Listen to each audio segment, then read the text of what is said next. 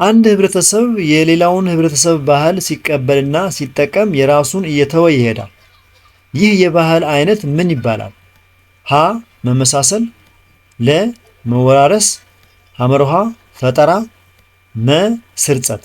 ጤና ይስጥልን። ይህ የ2018 ዓመተ ምህረት የስምንተኛ ክፍል ህብረተሰብ ትምህርት ሞዴል ፈተና ክፍል 1 ከጥያቄ ቁጥር 1 እስከ 20 ያለው ነው። ይህ ጥያቄ የተዘጋጀው በባህር ዳር ከተማ አስተዳደር ትምህርት መምሪያ ነው። እናመሰግናለን። ጥያቄ ቁጥር 1 የመሬት ጨረቃ በየትኛው ዘመን ተፈጠረ? ሀ ቅድመ ዘመነ ህይወት፣ ለ ዘመነ ጥንተ ህይወት፣ ሐመርሃ ዘመነ ማዕከላዊ ህይወት፣ መ ሰብአ ዘመን።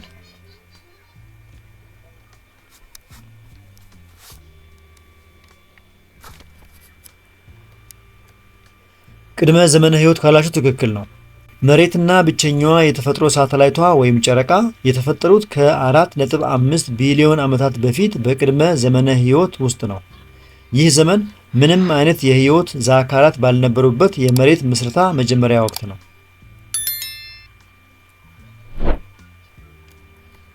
ጥያቄ ቁጥር 2 ፀሐይና እኛ የምንኖርባት መሬት የሚገኙበት ረጨት ምን ተብሎ ይጠራል? ሀ ጠፈር፣ ለ ጨረራ፣ ሐመርሃ ፍኖተ ሐሊብ፣ መ ረጨቶች።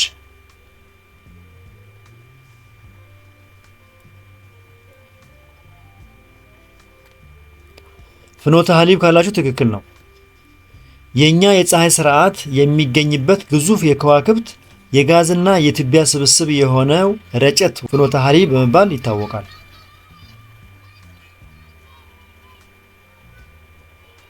በጣም ጥሩ። ወደ ጥያቄ ቁጥር 3 ስንሄድ ከሚከተሉት ውስጥ ህንድ ውቅያኖስን የሚያዋስን ባህር የሆነው የቱ ነው?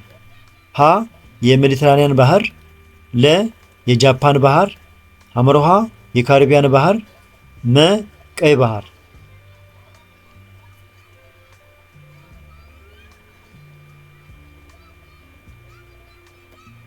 ትክክለኛው መልስ ቀይ ባህር የሚለው ነው። ቀይ ባህር በጠባቡ የባቢል መንደብ የባህር በር አማካይነት ከአረብ ባህርና በመቀጠልም በቀጥታ ከህንድ ውቅያኖስ ጋር ይገናኛል እንዲሁም ያዋስናል። ሜዲትራኒያን እና ካሪቢያን ባህሮች በአትላንቲክ ውቅያኖስ ገንዳ ውስጥ የሚመደቡ ናቸው።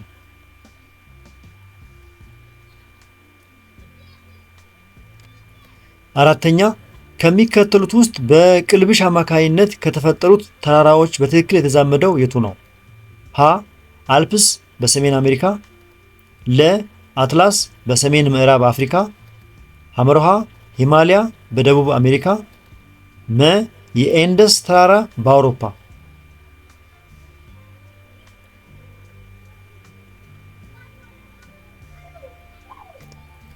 ትክክለኛው መልስ አትላስ በሰሜን ምዕራብ አፍሪካ የሚለው ነው።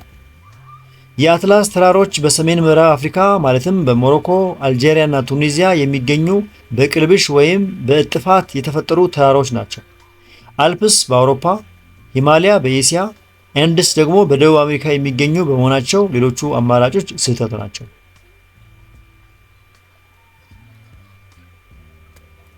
አምስተኛው ጥያቄ ከሚከተሉት ውስጥ የመሬት ሽክርክሪት ውጤት የሆነው የቱ ነው? ሀ የውቅያኖስ ፍሰትና የነፋስ አቅጣጫ መቀያየር፣ ለ የቀኑ ርዝማኔ በዓለም ላይ በተለያየ ጊዜያት መለያየት፣ ሐመርሃ የፀሐይ ከሰሜን ወደ ደቡብ እና ከደቡብ ወደ ሰሜን አቅጣጫ የምትጓዝ መስላ መታየት፣ መ የወቅቶች መፈራረቅ።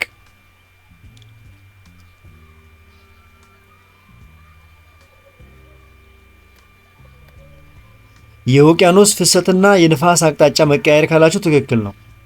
መሬት በገዛ ዛቢያዋ ላይ የምታደርገው ዕለታዊ ሽክርክሪት የኮሪዮሊስ ኃይልን ስለሚፈጥር የንፋስና የውቅያኖስ ሞገድ ፍሰት አቅጣጫን ወደ ቀኝ ወይም በሰሜን ንፍቀ ክበብ እና ወደ ግራ ወይም በደቡብ ንፍቀ ክበብ እንዲቀየሩ ያደርጋል። የወቅቶች መፈራረቅ ግን መሬት በፀሐይ ዙሪያ የምታደርገው ዓመታዊ የጉዞ ውጤት ነው።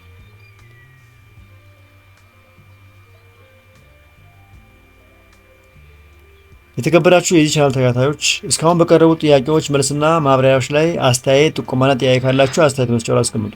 ከተመቻችሁ አሁኑ ላይክ አድርጉ። እየፈጠንኩ ወይም የዘገየው ከሆነ ቪዲዮን ያስቆማችሁ ተከተሉ። እንቀጥል። ጥያቄ ቁጥር 6 በሰሜናዊ ንፍቀ ክበብ ሰኔ ሐምሌና ነሐሴ ክረምት ከሆነ በደቡባዊ ንፍቀ ክበብ ወቅቱ ምን ይሆናል? ሀ ክረምት፣ ለ በጋ፣ ሐመሮሃ በልግ፣ መ መኸር።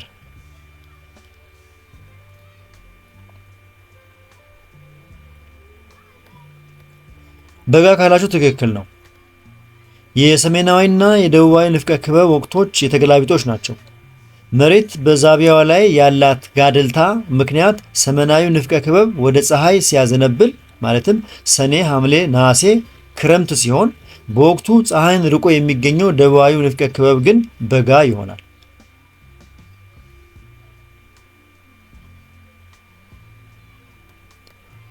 ጥያቄ ቁጥር 7 ከሚከተሉት አህጉሮች መካከል በቆዳ ስፋት በአምስተኛ ደረጃ የሚገኘው የትኛው ነው? ሀ ሰሜን አሜሪካ፣ ለ ደቡብ አሜሪካ፣ ሐመሮሃ አንታርክቲካ፣ መ አውሮፓ።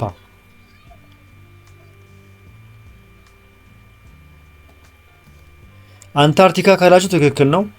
ምክንያቱም በዓለም ላይ ያሉ አህጉራት በቆዳ ስፋት ትልቅነታቸው ሲቀመጥ አንደኛ ኤስያ፣ ሁለተኛ አፍሪካ፣ ሶስተኛ ሰሜን አሜሪካ፣ አራተኛ ደቡብ አሜሪካ፣ አምስተኛ አንታርክቲካ፣ ስድስተኛ አውሮፓ እና ሰባተኛ አውስትራሊያ ናቸው።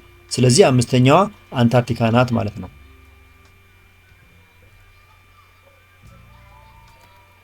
ጥያቄ ቁጥር 8 በ90 ዲግሪ ምዕራብ ከጠዋቱ 2 ሰዓት ቢሆን በ60 ዲግሪ ምስራቅ ስንት ሰዓት ይሆናል? ሀ ከቀኑ 10 ሰዓት፣ ለ ከቀኑ 7 ሰዓት፣ ሐመሮሃ ከምሽቱ 4 ሰዓት፣ መ ከምሽቱ 12 ሰዓት።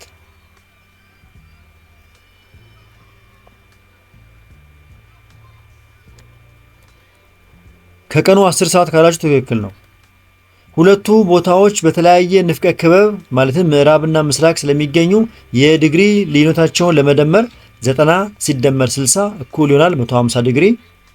መሬት በአንድ ሰዓት ውስጥ በ15 ዲግሪ ስለምትጓዝ የሰዓት ልዩነቱን ለማወቅ ደግሞ 150 ሲካፈል ለ15 10 ሰዓት ልዩነት አለ። ፍለጋው ወደ ምስራቅ ስለሆነ ሰዓቱ ይደመራል። ከጠዋቱ 2 ሰዓት ላይ 10 ሰዓት ሲደመርበት 2 ሲደመር 10 12 ይሆናል።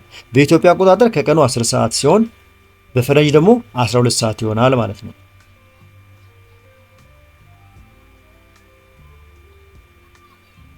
ግር ካላችሁ ደብተራችሁና መጽሐፋችሁን ያጣቀሳችሁ እንደገና በደንብ አድርጋችሁ አስተውሉት። ጥያቄ ቁጥር 9 ከሚከተሉት ውስጥ የምስራቅ አፍሪካ ስምጥ ሸለቆ የተፈጠረው በምን አማካኝነት ነው?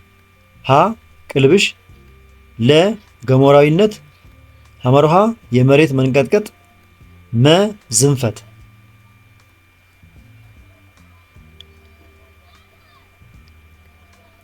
መልሱ ዝንፈት ነው። የምስራቅ አፍሪካ ስምጥ ሸለቆ የተፈጠረው በመሬት ውስጥ በሚከሰት የጎንዮሽ ስበት ወይም መሳሳብ ምክንያት መሬት ተሰንጥቃ ወደ ታች ስትሰምጥ ወይም ስትገነጠል ሲሆን ይህ ሂደት በጂኦሎጂ ዝንፈት ይባላል።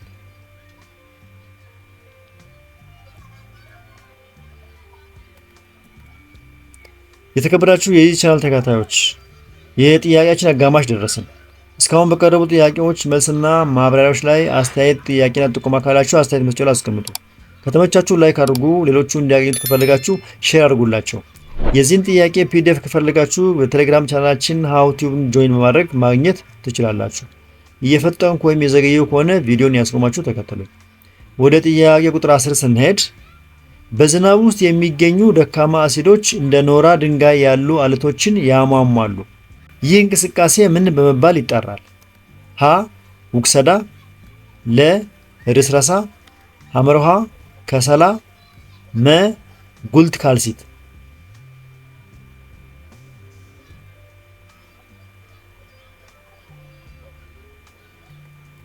ትክክለኛው መልስ ከሰላ ነው።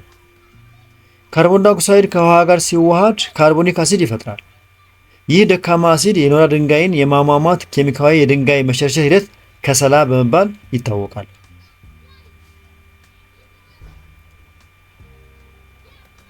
11ኛ ማዕከለ መሬት ወይም ልጤ መሬት የተሰራበት ቁስ የሆነው የቱ ነው?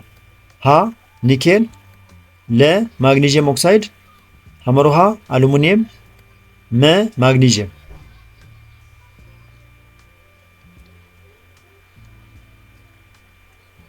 ማዕከለ መሬት ወይም ልጠ መሬት የተሰራበት ቁስ አካል ማግኒዥየም ኦክሳይድ የሚለው ነው። የመሬት ውስጠኛው ክፍል ወይም ማዕከለ መሬት በብዛት የተሰራው ከብረት፣ ከማግኒዥየም ኦክሳይድ እና ከሲሊካ ንጥረ ነገሮች እንደሆኑ ይገመታል።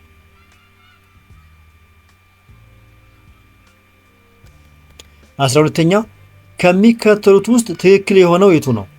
ሀ በስሬ ህዋ ከፍታ ሲጨምር ሙቀት ይቀንሳል። ለ በዝቄ ህዋ ከፍታ ሲጨምር ሙቀት ይቀንሳል። ሐመርሃ በማዕከላዊ ህዋ ከፍታ ሲጨምር ሙቀት ይጨምራል። መ በሙቄ ህዋ ከፍታ ሲጨምር ሙቀት ይቀንሳል።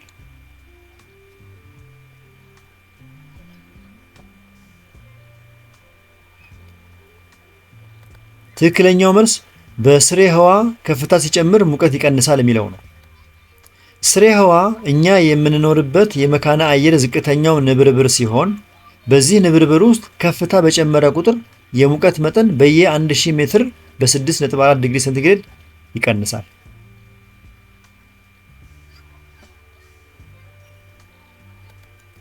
ጥያቄ ቁጥር 13 ከሚከተሉት ውስጥ ልዩ የሆነው የቱ ነው? ሀ ተራራ ግድ፣ ለ ውሃ ዝለት፣ ሐመርሃ ልከ ሙቀት፣ መ ጥዱፍ ወርድ።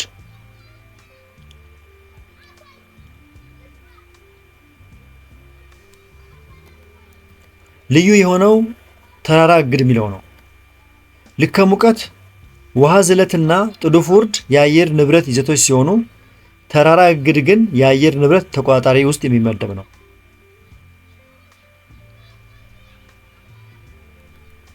14ኛ ከሚከተሉት ውስጥ ባለመካከለኛ መስፈርት ወይም ሚዛን የሆነው የትኛው ነው?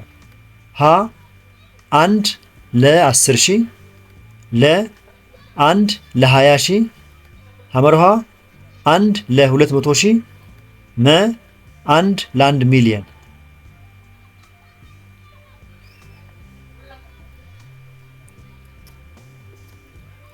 ትክክለኛው መልስ 1 ለ200,000 የሚለው ነው። የካርታ መስፈርት በሶስት ይከፈላል። ትልቅ የሚባለው ከ1 50,000 በታች ያሉ ሲሆኑ መካከለኛ መስፈርት የሚባሉ ደግሞ ከ1 50,000 እስከ 1 250,000 ያሉት ናቸው። ትንሽ መስፈርት የሚባሉት ደግሞ ከ1 250,000 በላይ የሆኑት ናቸው። ስለዚህ ጥያቄው ላይ ያለው 1 200,000 በመካከለኛ መስፈርት ውስጥ ይመደባል ማለት ነው።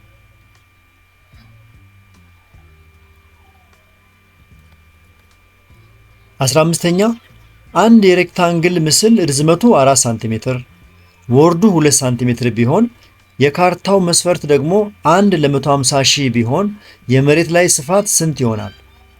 ሀ 9 ካሬ ኪሎ ሜትር፣ ለ 4 ካሬ ኪሎ ሜትር፣ ሐመርሃ 18 ካሬ ኪሎ ሜትር፣ መ 28 ካሬ ኪሎ ሜትር።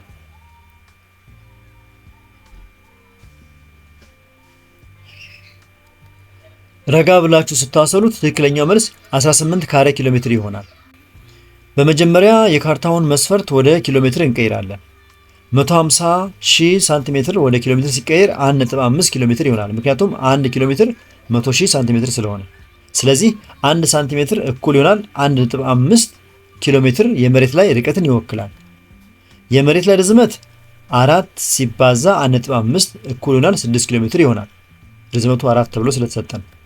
የመሬት ላይ ወርድ 2 ሲባዛ 1.5 እኩል ይሆናል 3 ኪሎ ሜትር ይሆናል። ይህም የተሰጠን ስለሆነ የመሬት ላይ ስፋት ግን ርዝመት ሲባዛ ወርድ ነው። ርዝመቱ 6 ኪሎ ሜትር ሲባዛ ወርዱ 3 ኪሎ ሜትር 3 ሲባዛ 6 18 ካሬ ኪሎ ሜትር ይሆናል ማለት ነው።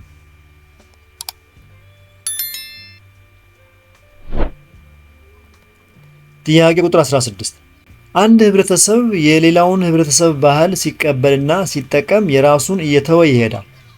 ይህ የባህል አይነት ምን ይባላል? ሀ መመሳሰል፣ ለ መወራረስ፣ ሐመርሃ ፈጠራ፣ መ ስርጸት።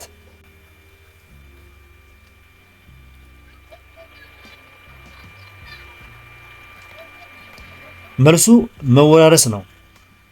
አንድ ህብረተሰብ የሌላውን ህብረተሰብ ባህል ሲቀበልና ሲጠቀም የራሱን እየተወ ሲሄድ ይህ የባህል መወራረስ ይባላል።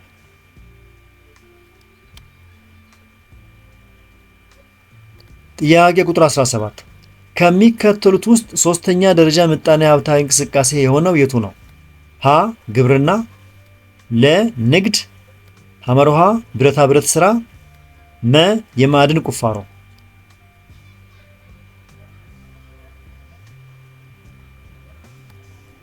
ንግድ ካላችሁ ትክክለኛው መልስ ነው። ሶስተኛ ደረጃ ምጣኔ ሀብታዊ እንቅስቃሴዎች ለአገልግሎት ዘርፍ የሚያተኩሩ ናቸው። ንግድ፣ ትራንስፖርት፣ ትምህርትና ባንክ እዚህ ውስጥ ይመደባሉ። ግብርናና ማዕድን አንደኛ ደረጃ ሲሆኑ ብረታ ብረት ስራ ሁለተኛ ደረጃ ወይም ኢንዱስትሪ ነው ማለት ነው።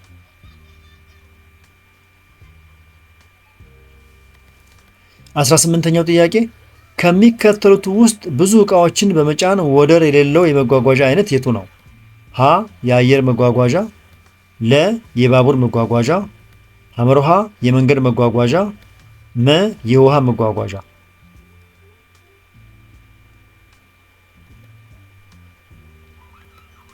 የውሃ መጓጓዣ ካላችሁ ትክክለኛው መልስ ነው።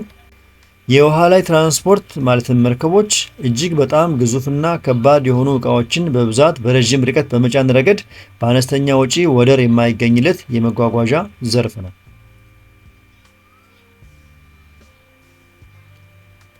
ጥያቄ ቁጥር 19 ከሚከተሉት ውስጥ የፌዴራልና የክልል መንግስት የጋራ የገቢ ምንጭ የሆነው የቱ ነው?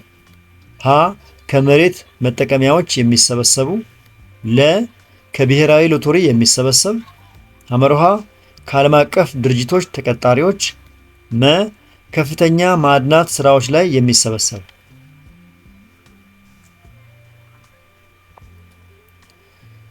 የ19ኛው ጥያቄ ትክክለኛ መልስ ከፍተኛ ማዕድናት ስራዎች ላይ የሚሰበሰብ የሚለው ነው። በኢፌዴሪ ህገ መንግስት መሰረት ከከፍተኛ ማዕድን ስራዎች ከትላልቅ ኩባንያዎችና ከጋራ ድርጅቶች የሚሰበሰቡ ታክሶችና ትርፎች በፌዴራልና በክልል መንግስታት መካከል በጋራ የሚከፋፈሉ የገቢ ምንጮች ናቸው። የክፍል 1 የመጨረሻው ጥያቄ ቁጥር 20 ነው። እንዲህ ይላል። በትንሽ መሬት ላይ ከፍተኛ ገንዘብ ወይም የሰው ኃይል የሚጠቀም የግብርና አይነት የቱ ነው?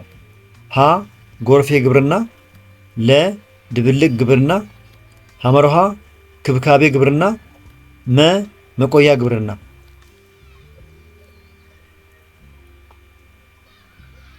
የክፍል 1 የመጨረሻው ጥያቄ ትክክለኛው መልስ ክብካቤ ግብርና የሚለው ነው። ክብካቤ ግብርና በተወሰነችና ጠባብ በሆነች የቆዳ ስፋት ያላት መሬት ላይ ከፍተኛ የሰው ኃይል፣ ማዳበሪያ፣ ቴክኖሎጂና ካፒታልን በመጠቀም ከፍተኛ ምርት ለማምረት የሚደረግ የግብርና ዘዴ ነው። የተከበራችሁ የዚህ ቻናል ተከታታዮች እስካሁን በቀረቡ ጥያቄዎች መልስና ማብራሪያዎች ላይ አስተያየት፣ ጥቆማና ጥያቄ ካላችሁ አስተያየት መስጫው ላይ አስቀምጡ። ከተመቻችሁ አሁኑን ላይክ አድርጉ። ሌሎቹ እንዲያገኙት ከፈለጋችሁ ሼር አድርጉላቸው። የዚህን ጥያቄ ፒዲኤፍ ከፈለጋችሁ ቴሌግራም ቻናላችን ሃው ቲዩብ ላይ በመግባት ሙሉ ጥያቄዎችና ተዛማጅ ሌሎች ጥያቄዎችንም ልታገኙ ትችላላችሁ። እየፈጠንኩ ወይም የዘገየው ከሆነ ቪዲዮን ያስቆማችሁ እጃችሁ ላይ ስለሆነ መከታተል ትችላላችሁ። በክፍል 2 ነገ እስከምንገናኝ ድረስ መልካም የጥናትና የፈተና ዝግጅት ወቅት ይሁንላችሁ። ቻው።